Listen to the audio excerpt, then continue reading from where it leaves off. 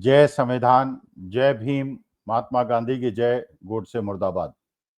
देखिए, भारतीय जनता पार्टी का एक जुमला आपने सुना होगा, और जब हर मोर्चे पर वो असफल हो जाते थे, तो उसके बाद ऐसी बात कहते थे जो देश के 95% लोगों को इसलिए नहीं समझ में आती थी और इसलिए वो विश्वास कर लेते थे क्योंकि वो कभी विदेश नहीं गए। और ये 4-5% लोग वो हैं जो कि ये कहते थे कि मोदी जी का डंका पूरे विश्व में बज रहा है। वो लोग थे जो विदेश यात्रा करते थे, पैसे वाले थे, अमीर थे, दुनिया में जाके आनंद उठाते थे। मोदी जी और भारतीय जनता पार्टी के बहुत सारे फायदे उन्होंने उठाए हैं, और भारतीय जनता पार्टी ने जिस प्रकार की आर्थिक व्यवस्था देश के अंदर कायम कर दी है, उसके वो लाभान्वित हैं। बाकी जो 95% लोग थे वो समझते थे कि भाई अगर ये लोग कह रहे हैं, इसका माने बात सही होगी। तो अगर उनसे कोई भी प्रश्न पूछते, ये पूछते कि भाई डॉक्टर मनमोहन सिंह के जमाने में 10 साल में जो हमारे देश की एवरेज जीडीपी ग्रोथ थी वो 7.1% थी, और मोदी जी के 10 साल में वो घट के 6.7% हो गई, जबकि लोन 4 गुने बढ़ गए। भाई अगर आपके घर के ऊपर लोन बढ़ जाएं, तो मानी बात है कि आमदनी का एक भाग इंटरेस्ट और प्रिंसिपल के पेमेंट में जाएगा, और जिसकी वजह से आपको कमाई बढ़ानी पड़ेगी। अब वो अगर देश के संदर्भ में सोचें तो मानी बात है कि अगर आपने लोन बढ़ा लिए हैं, 4 गुने ले लिए हैं, तो आपको जीडीपी बढ़ानी पड़ेगी, और जीडीपी से इनकम बढ़ानी पड़ेगी। जीडीपी से ब्याज दर पे शोषण न करके जनता का आपको इनकम बढ़ानी पड़ेगी, जिससे आप इंटरेस्ट और प्रिंसिपल का पेमेंट कर पाए। वरना दूसरा तरीका यह है कि पहला लोन अगर आप वापस नहीं कर पाते तो दूसरा लोन ले लीजिए, और दूसरे लोन से पहले लोन को वापस कर दीजिए, और फिर 8,000 करोड़ का हवाई जहाज खरीद लीजिए और 12 करोड़ की गाड़ी खरीद लीजिए, और उसके बाद पूरी दुनिया में कहीं 7.5 कैरेट का हीरा बांटिए, कहीं 2,000 करोड़ दीजिए, कहीं 5,000 करोड़ दीजिए, और देश की जनता जब तक समझ में आए उनको ये बात, तब तक बहुत देर हो चुकी हो।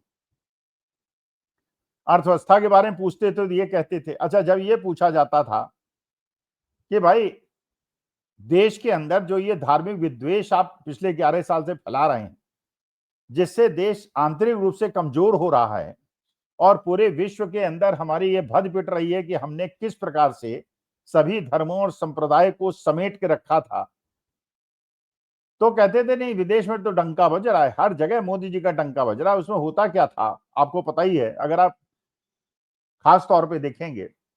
अभी राहुल गांधी विदेश गए हैं, उनकी मीटिंग्स की आप फोटोग्राफ देख लीजिए। उन मीटिंग्स की फोटोग्राफ में आपको अगर आधे हिंदुस्तान के लोग दिखाई पड़ेंगे, तो उसमें आधे लोग ऐसे होंगे जो विदेशी मूल के, आपको चेहरे से पहचान में आ जाएगा, गोरे लोग। हम लोग भूरे लोग हैं, वो गोरे लोग हैं। वहां आपको गोरे भी दिखाई पड़ेंगे, काले भी दिखाई पड़ेंगे, और भूरे भी दिखाई पड़ेंगे। इसका माने पूरी जो यूनिवर्स का रिप्रेजेंटेशन है वो राहुल गांधी की मीटिंग्स में है। मोदी जी की मीटिंग में आपको केवल भारतीय दिखाई पड़ेंगे, और जिस प्रकार से वो आयोजित होता था, कई कार्यक्रमों से आपने देख लिया कि वो लोग यहां से भेजे जाते थे, हिंदुस्तान से 40-50 लोग, वही एयरपोर्ट में रिसीव करते थे, वही मीडिया बाइट देते थे, उसी मीडिया बाइट को गोदी मीडिया चारों तरफ घुमाता था, और उसके बाद ऐसा माहौल बनाया जाता था कि मोदी जी का विदेश में डंका बोल रहा है। राहुल गांधी को लोग आमंत्रित करते हैं, बड़ी बड़ी यूनिवर्सिटी में आमंत्रित करते हैं, इंटेलेक्चुअल फोरम्स में आमंत्रित करते हैं, इंडस्ट्री की फेडरेशंस में इनवाइट करते हैं, और वहां वो जो बातें करते हैं इसका मतलब यह है कि उन्हें आर्थिक विषयों का, सामाजिक विषयों का, दुनिया भर की बातों का ज्ञान होता है। ऐसा नहीं कि कोई आदमी प्रश्न कोई पूछे और आप कहें कि India is a big democratic country and we have a very rich tradition, और बिना टेलीप्रॉम्प्टर के राहुल गांधी बोलते हैं, ये भी आपको पता है। लेकिन जो एक जुमला फेंका गया था कि हमारा मोदी जी का डंका पूरे विश्व के अंदर बज रहा है, आपने पंडित जवाहरलाल नेहरू के जमाने में भी देखा, लाल बहादुर शास्त्री जी के जमाने, हर प्रधानमंत्री देश के ये देखा। हमारे देश के प्रधानमंत्री जब विदेश जाते थे तो वहां पे उस देश के मूल निवासी उनको, उनका स्वागत करते थे। ऐसा नहीं जो पिछले 11 साल में हो रहा है कि भारतीय लोग ही स्वागत करें और वहां ढोकला फाफड़ा खाया जाए और उसके बाद कुछ लोग अपने पर्स में भी ढोकला फाफड़ा छिपा के ले आए। अब देखिए, भारत की विदेश नीति और भारत की आर्थिक नीति और भारत के पारस्परिक संबंध, देखिए हम सब भारतीय चाहते हैं कि जैसे आजादी के बाद से भारत एक मजबूत राष्ट्र बना, पूरे विश्व ने पंडित जवाहरलाल नेहरू की गुटनिरपेक्ष नीति की सराहना की और करीब 150 देशों को उन्होंने जोड़ा, और जिस प्रकार से उन्होंने अमेरिकन लॉबी को और रशियन लॉबी को दूर रखा और अपने ताकत का अंदाजा कराया, सब उसके लोग कायल थे। पिछले 11 साल से यही नहीं समझ में आ रहा है कि हम लोग हैं किधर।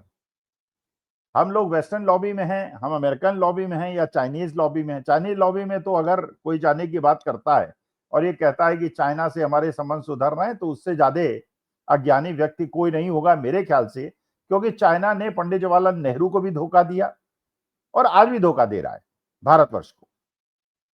वो अपने लोगों को हमारे देश के अंदर अरुणाचल में और लद्दाख में घुसाता है और वहां कॉलोनीज बना लेता है, वहां इंफ्रास्ट्रक्चर बना लेता है, बड़ी बड़ी रोड बना लेता है। तो चीन पे अगर कोई विश्वास करने की बात करता है तो मेरे ख्याल से उससे अबोध बालक कोई नहीं हो सकता।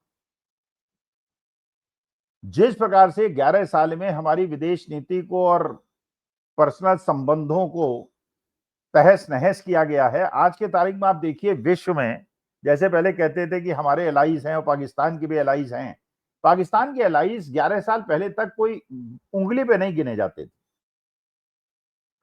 चाइना भी निष्पक्ष रहता था, रूस हमारे साथ रहता था, अमेरिका भी हालांकि पाकिस्तान की मदद करता रहता था क्योंकि उसकी भी स्ट्रेटेजिक पोजीशनिंग इंपॉर्टेंट थी, लेकिन भारत की स्ट्रेटेजिक पोजीशनिंग उससे ज्यादा इंपॉर्टेंट थी, इसलिए वो भारत की ज्यादा मदद करता था। लेकिन धीरे धीरे जिस प्रकार से झप्पी लगने को ही विदेश नीति बना दिया गया, मान लिया गया, आज के तारीख में आप देखिए अमेरिका, डोनाल्ड ट्रंप किस प्रकार से पूरे विश्व में सारे देशों से ज्यादा अगर किसी को परेशान कर रहे हैं तो भारतवर्ष को कर रहे हैं। बाकी जगह तो हथकड़ी बेड़ी डाल के नहीं डाल रहे, भेज रहे वापस, लेकिन भारत के लोगों को भेज रहे हैं। H1B वीजा में उनको पता है कि 71-72% लोग ऐसे हैं जो भारतीय हैं जिनको नुकसान होगा, लेकिन वो उसकी फीस $1 लाख कर देते हैं। भारत की फार्मास्यूटिकल इंडस्ट्री का पूरे विश्व में डंका बोलता है, वहां पे वो 100% टैरिफ लगा देते हैं और हमारी फार्मास्यूटिकल इंडस्ट्री को नुकसान हो जाता है। आईटी इंडस्ट्री को H1B वीजा की वजह से नुकसान हो जाता है। और उनके कॉमन सेक्रेटरी या वहां के लोगों की बात सुनिए तो बार बार वो भारतवर्ष को कैसे नीचा दिखाने का और परेशान करने का, और पाकिस्तान जैसे दुष्ट राष्ट्र को जो हमारे देश के अंदर आतंकवादी हमले कराता है उसको महत्व देते हैं। उनके जनरल मुशीर को, जो कि जनरल हैं, वहां राष्ट्रपति होते तब भी बात समझ में आती, उनको इतना ज्यादा सम्मान देते हैं और स्टेट गेट उनको बनाते हैं। अमेरिका की तो बात ये हो गई।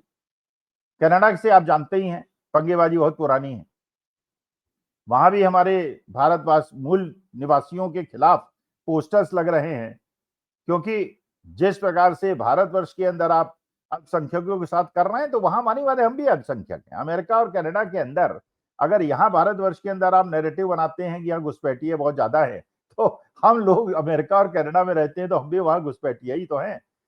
उनके लिए, हमारे लिए नहीं, हम तो जाते हैं, मेहनत करते हैं, श्रम करते हैं, उनकी अर्थव्यवस्था को मजबूत करते हैं, तो हम तो नहीं घुसपैठिए, लेकिन वो समझते हैं कि हम घुसपैठिए। और एक, क्योंकि न्यूटन का थर्ड लॉ है, every action has a same reaction, तो वहां ये पूरे विश्व के अंदर होने लगा है। ऑस्ट्रेलिया, न्यूजीलैंड के अंदर आप देख रहे हैं, फिनलैंड के अंदर आप देख रहे हैं, भारत मूल वासियों के खिलाफ आंदोलन शुरू हो गए हैं और बैनर्स और पोस्टर्स लग रहे हैं और जगह जगह वो चिपकाए जा रहे हैं। पाकिस्तान जैसे आतंकवादी देश के साथ सऊदी अरेबिया, जो हमेशा से हमारा पुराना मित्र रहा है, और जो मुस्लिम कंट्रीज हैं उनकी फेडरेशन हमेशा से भारतवर्ष के साथ रही है, वो सऊदी अरेबिया पाकिस्तान के साथ समझौता करता है, युद्ध समझौता करता है कि अगर पाकिस्तान पे कोई आक्रमण करेगा तो सऊदी उसे मदद करेगा, और सऊदी पे कोई आक्रमण करेगा तो पाकिस्तान उसकी मदद करेगा। चीन हमारे साथ हो ही नहीं सकता। बांग्लादेश, जब से शेख हसीना को हमने अपने देश में शरण दी है, वो भी पूरी तरह से हमारे अगेंस्ट। तो इस प्रकार से कौन सा ऐसा देश है, रूस क्योंकि हम उससे तेल खरीदते थे और उसकी वजह से उसकी अर्थव्यवस्था थोड़ी संभली हुई थी, क्योंकि वो यूक्रेन के युद्ध में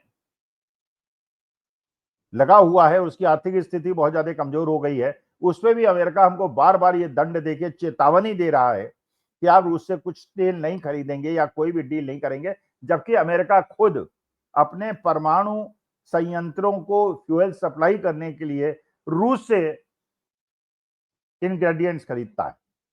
पाकिस्तान तुर्की से समझौता करता है और 1000 एकड़ जमीन तुर्कियों को बिना कीमत के देता है, जिससे वो एक्सपोर्ट प्रमोशन जोन वहां बनाए।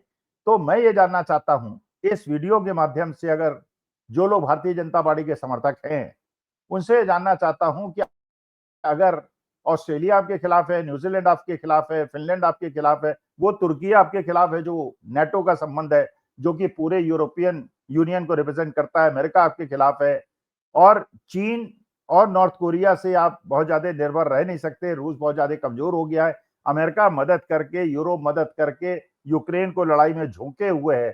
तो ऐसी परिस्थिति में अगर दिल पे हाथ रख के हम चिंतन करेंगे तो पता चलेगा ये डंका नहीं बोल रहा है। और पिछले 11 साल में हमारी विदेश नीति को जैसे चौपट किया गया है, उस पे विचार किए बिना डंका बज रहा है। इस चीज पे विश्वास मत करिए। जो बातें आज मैंने आपसे निवेदन किया उसका विश्लेषण कीजिए, उसका मीमांसा कीजिए और तब निर्णय लीजिए कि डंका बोल रहा है या डंका जो बज रहा था उसको फाड़ दिया गया है। नमस्कार, धन्यवाद और प्रणाम।